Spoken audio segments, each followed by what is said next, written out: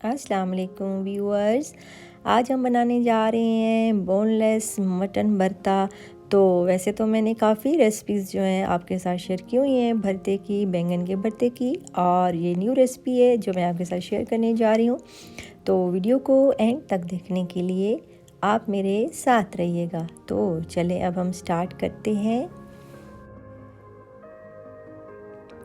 सबसे पहले मैंने एक कुकर लिया है और उसमें देसी घी मैंने डाल दिया है 4 टेबलस्पून के बराबर। देसी घी अगर अवेलेबल ना हो तो आप बटर भी डाल सकते हैं, लेकिन आपने बटर या देसी घी में ही ये बनाना है तो तभी अच्छा टेस्ट आएगा। प्याज एक अदद दरमियानी साइज़ की है और 3 अदद हरी मिर्चें हैं। इसका पेस्ट बना के मैंने इसमें डाल दिया। लाल मिर्च 1 टीस्पून, खुश्क धनिया 1 टीस्पून और नमक हाफ़ टी स्पून मैंने इसके अंदर डाल दिया है। क्योंकि ये ड्राई बनता है और सब्ज़ी होती है तो नमक कम से कम रखना होता है, वरना ज़्यादा हो जाता है। तो अब जो है इसमें मैंने टमाटर का पेस्ट, 1 अदद टमाटर है, इसका मैंने पेस्ट डाल दिया है और इसको भून लेंगे पहले।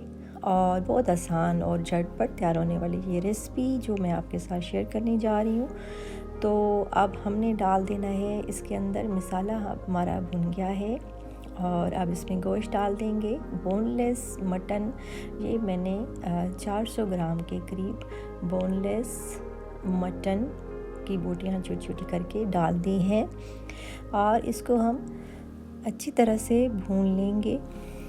और खूब अच्छे से भुनने के बाद इसमें थोड़ा सा मैंने ज़ीरा भी डाल दिया है, हाफ़ टी स्पून, और पानी जो है वो डाला है तकरीबन 3 गिलास, और इसको प्रेशर दे देंगे। और बैंगन जो है मैंने 2 बड़े साइज़ के लिए हैं, इनको मैंने जला लिया है और इसका छिलका आपने उतार लेना है और फिर इसका भरता सा बन जाएगा।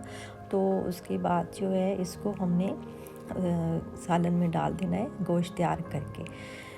गोश्त को हमने 10 मिनट दिए हैं। अब जो है वो पानी हमारा तकरीबन खुश्क हो चुका है और अब जो है इसको मज़ीद खुश्क करेंगे और मज़ीद भूनेंगे गोश्त को।